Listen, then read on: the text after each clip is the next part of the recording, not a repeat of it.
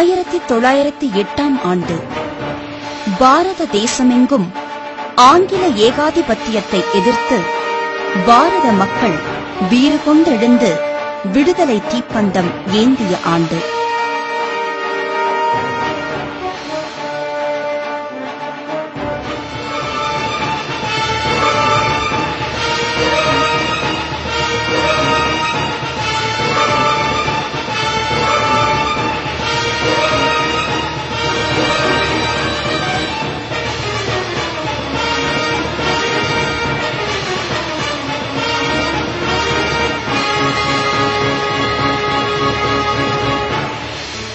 வடபாரதத்தில் சுதந்திரம் எனது பிறப்புரிமை என்று வீர கர்ஜனை புரிந்த வீர தியாகி லோகமானிய பாலகங்காதர திலகர் அந்நியரை எதிர்த்து போராடியதால் 40 ஆண்டு காலம் தீவாந்திர தண்டனை பெற்றார்.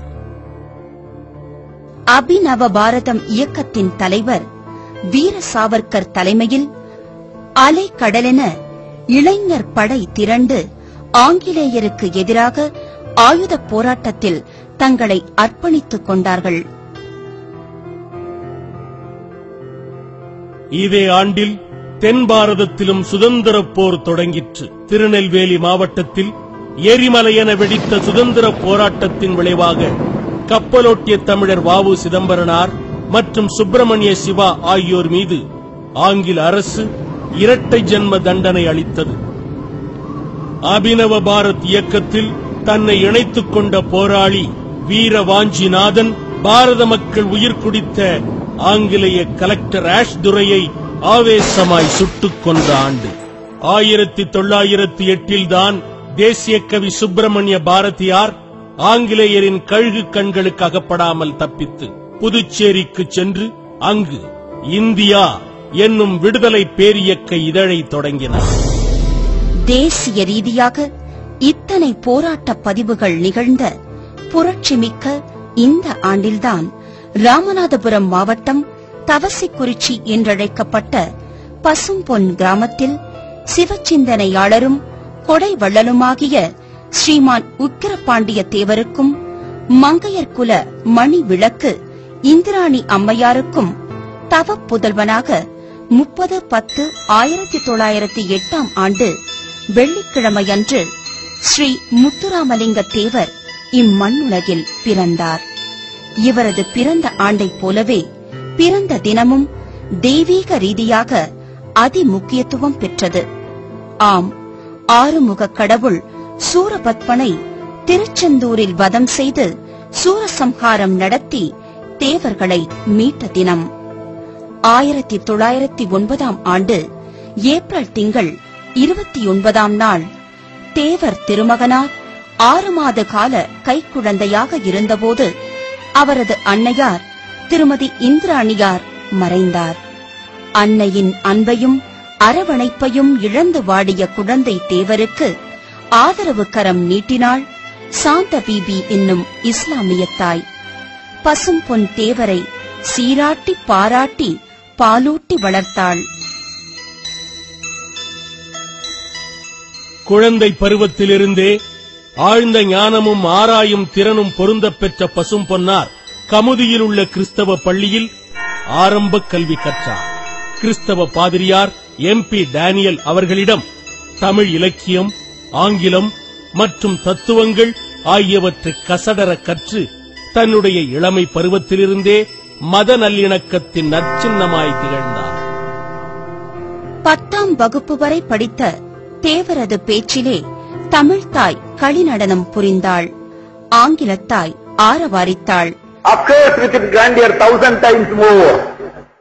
என்று மேற்கே உதித்து நிற்கிற இந்த நட்சத்திரம் கூடிய சீக்கிரம் கிழக்கே உதிக்கப் போகிறது 1000 மடங்கு பிரகாசத்துடன் என்று சொன்ன சுவாமி விவேகானந்தாவுடைய வாக்கு பலிதமாவதற்கு இன்று நாம் இங்கு வித்திடுகிறோம், அஸ்திவாரமிடுகிறோம், பிறக்கின்றோம் என்பதை ஞாபகப்படுத்தும்.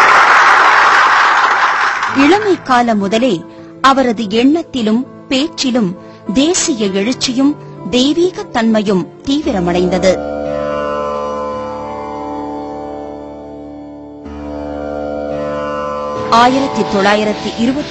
ஆண்டு பசும்பொன் தேவரின் வாழ்க்கை வரலாற்றில் ஒரு பெரும் திருப்பம் ஏற்பட்ட ஆண்டாகும். தனது சொந்த குடும்ப சொத்து வழக்கு சம்பந்தமாக சென்னை நகருக்கு சென்ற தேவர் அங்கு பிரபல வழக்கறிஞரும் மூத்த காங்கிரஸ் தலைவரும் நேதாஜி சுபாஷ் சந்திர போஸ் அவர்களின் நெருங்கிய நண்பருமான சீமான் சீனிவாச ஐயங்காரை சந்தித்தார். அதே நேரத்தில்தான் சென்னையில் டாக்டர் அன்சாரி தலைமையில் அகில இந்திய காங்கிரஸ் மாநாடு நடைபெற்றுக் கொண்டிருந்தது. அந்த மாநாட்டின் அமைப்பாளராக பொறுப்பேற்றிருந்த ஐயங்கார் பசும்பொன் தேவரை ஒரு சாதாரண பார்வையாளராக அம்மாநாட்டிற்கு அழைத்துச் சென்றார். மாநாட்டு மேடையிலே பல்வேறு காங்கிரஸ் தலைவர்கள் பேசினார்கள். சீமான் சீனிவாச ஐயங்கார் பேசத் தொடங்கினார். அவரது பேச்சிலே எரிமலை வெடித்தது. சுதந்திர கனல் ஒவ்வொருவர் ரத்தத்திலும் ஊடுருவி பாய்ந்தது. பரிபூரண சுதந்திர தீர்மானத்தை முன்மொழிந்து அமர்ந்தார் ஐயங்கார். ஐயங்காரின் தேசிய எழுச்சியும் விடுதலை முழக்கமும் தேவரை வெகுவாக கவர்ந்தது. ஆகவே அவரை தனது அரசியல் குருவாக ஏற்றுக்கொண்டார் தேவர். பிறகு தான் அணிந்திருந்த விலை உயர்ந்த சட்டையையும் வேஷ்டியையும் துறந்துவிட்டு தூய கதராடை உடுத்தி காங்கிரஸ்காரரானார்.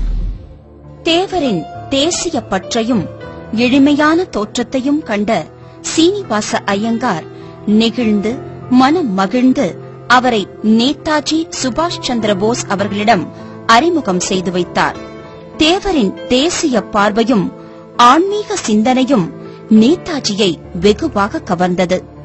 தென்னாட்டிற்கு ஒரு வீர தளபதி கிடைத்துவிட்டான் என்று வியந்து பாராட்டினார். மேலும் பசும்பொன் தேவரை கல்கத்தாவில் உள்ள தன் வீட்டிற்கு அழைத்துச் சென்று தன் தாயார் பிரபாவதி அம்மையாரிடம் உங்களது கடைசி மகன் முத்துராமலிங்கம் வந்திருக்கிறான் என்று அறிமுகம் செய்து வைத்தார். 1933 ஆண்டு மே திங்கள் 23 நாள் சிங்கமென சிலிர்த்து சங்கநாதம் முழங்கும் பசும்பொன் தேவரின் முதல் மேடை பேச்சு ராமநாதபுரம் மாவட்டத்தின் சாயல்குடி என்னும் இடத்தில் அரங்கேறியது. திரு சேதுராமன் செட்டியார் தலைமையில் நடந்த விவேகானந்தர் வாசக சாலையின் ஆண்டு விழாவில் விவேகானந்தரது தேசிய பற்று, இறைப்பற்று, இளைஞர் மன வலிமை குறித்து சுமார் 3 மணி நேரம் தொடர்ந்து முழங்கினார் தேவர். பசும்பொன் தேவரது பேச்சாற்றலையும் தேசிய எழுச்சி கருத்துக்களையும் கேட்ட பொதுமக்களும் முக்கியஸ்தர்களும் மெய்மறந்து வியந்து பாராட்டினர். அவர்களில் முக்கியமானவர்கள் திரு டி.எல். சசிவர்ண தேவர், திரு கே. காமராஜ் ஆகியோர் ஆவர்.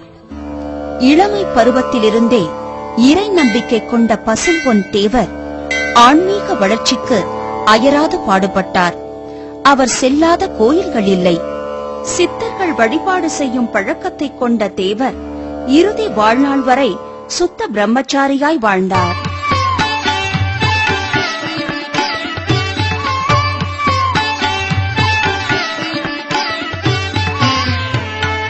காசி மாநகர் இந்து சர்வகலாசாலையில் நடைபெற்ற மாணவர் கூட்டத்தில் இந்து மத பண்புகள் பற்றி பசும்பொன் தேவர் ஆங்கில மொழியில் ஆற்றிய சிறப்புரையை கேட்ட ஆங்கில மேதையும் இந்திய நிர்வாக நிபுணருமான திரு சி.பி. ராமசாமி ஐயங்கார், உலகின் பெரும்பகுதியை ஆங்கில மொழி ஆள்கிறது.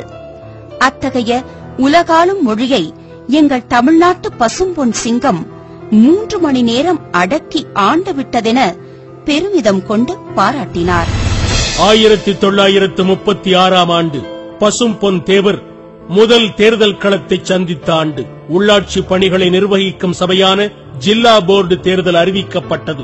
இந்த தேர்தல் போட்டியில் நீதி கட்சியினரும் பட்டாதாரிகளும் மிட்டா மிராசுகளும் காலம் காலமாய் ஆதிக்கம் செலுத்தி வந்தனர். காங்கிரஸ் கட்சியின் வேண்டுகோளின்படி முதுகுளத்தூர் பகுதியில் போட்டியிட்டார் பசும்பொன் தேவர். தனது இடைவிடாத தீவிர பிரச்சாரத்தால் தானும் வெற்றி பெற்று தன் கட்சியினரையும் அமோகமாக வெற்றி பெறச் செய்து நீதி கட்சியின் பெரும் தூண்களையெல்லாம் வீழ்த்திக் காட்டினார். அதோடு மட்டுமல்லாது தன்னை தேடி வந்த ஜில்லா போர்டு தலைவர் பதவியை ஏற்க மறுத்த அவர் மூத்த காங்கிரஸ் தலைவர் ராஜபாளையம்